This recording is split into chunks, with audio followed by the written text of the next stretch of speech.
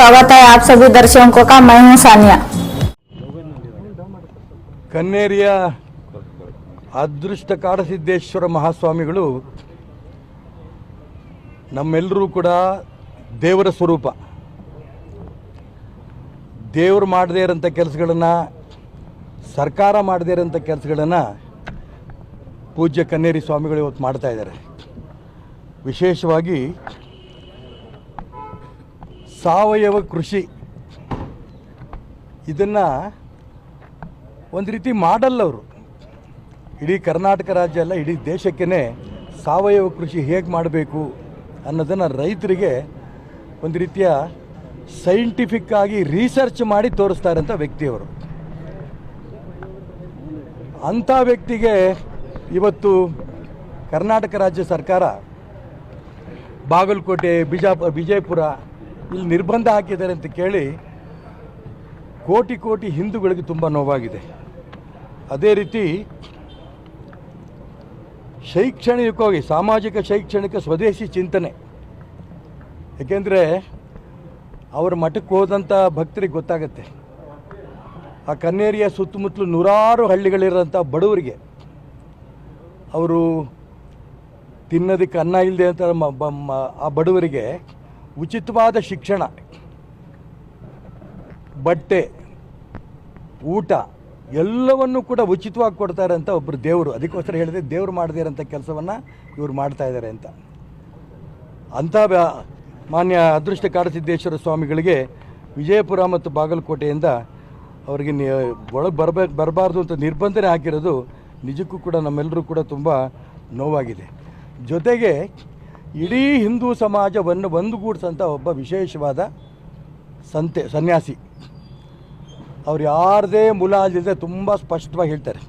ಇವತ್ತು ರಾಜ್ಯ ಸರ್ಕಾರ ಜಾತಿ ಗಣದ ಹೆಸರಿನಲ್ಲಿ ಹಿಂದೂ ಸಮಾಜವನ್ನು ಒಡೆದ್ಬಿಟ್ರು.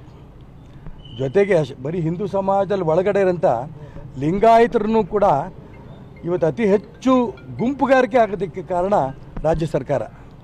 ಅದನ್ನು ಕೂಡ ಖಂಡನೆ ಮಾಡಿದ್ರು. ಕಾಡಸಿದ್ದೇಶ್ವರ ಸ್ವಾಮಿಗಳು ಹಿಂದೂ ಸಮಾಜವನ್ನು ನೀವು ಛಿದ್ರ ಮಾಡಿಕೊಡುದು ಅನ್ನಂತ ನೇರವಾಗಿ ಹೇಳಿದಂಥ ವ್ಯಕ್ತಿ.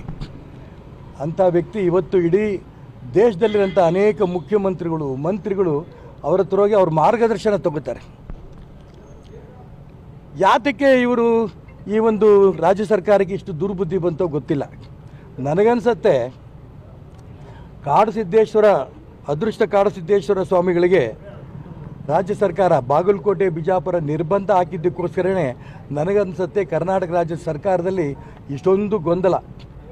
ಮುಖ್ಯಮಂತ್ರಿ ಇರಬೇಕು ಬೇಡೋ, ಬದಲಾವಣೆ ಸತೀಶ್ ಜಾರಕಿಹೊಳಿ ಬರಬೇಕು, ಡಿ ಕೆ ಶಿವಕುಮಾರ್ ಬರಬೇಕು, ಸಿದ್ದರಾಮಯ್ಯ ಉಳಿಬೇಕು ಬೇಡೋ, ಇಷ್ಟೆಲ್ಲ ಗೊಂದಲಕ್ಕೆ ಕಾರಣ ರಾಜ್ಯ ಸರ್ಕಾರ ಶ್ರೀಯುತ ಕಾಡಸಿದ್ದೇಶ್ವರ ಸ್ವಾಮಿಗಳು ಅವ್ರ ಮೇಲೆ ಹಾಕಿರೋಂಥ ನಿರ್ಬಂಧವೇ ಒಂದು ಕಾರಣ ಇರ್ಬೋದು ಏನೋ ಅಂತ ನನಗೆ ಅನ್ನಿಸ್ತಾ ಇದೆ.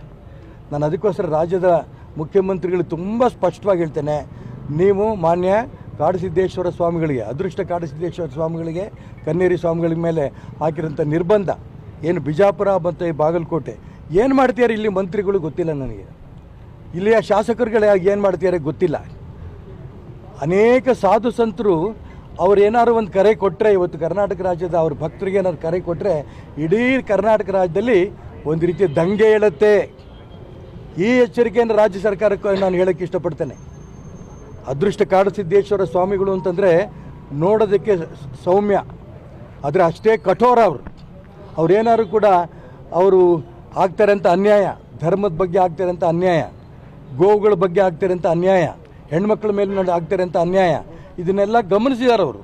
ಇದನ್ನೆಲ್ಲ ಗಮನಿಸಿರೋಂಥ ಅದೃಷ್ಟ ಕಾಡಸಿದ್ದೇಶ್ವರ ಸ್ವಾಮಿಗಳಿಗೆ ಹಾಕಿರೋಂಥ ನಿರ್ಬಂಧ ನನಗನ್ಸುತ್ತೆ ಈ ರಾಜ್ಯ ಸರ್ಕಾರಕ್ಕೆ ಒಂದು ಕುತ್ತು.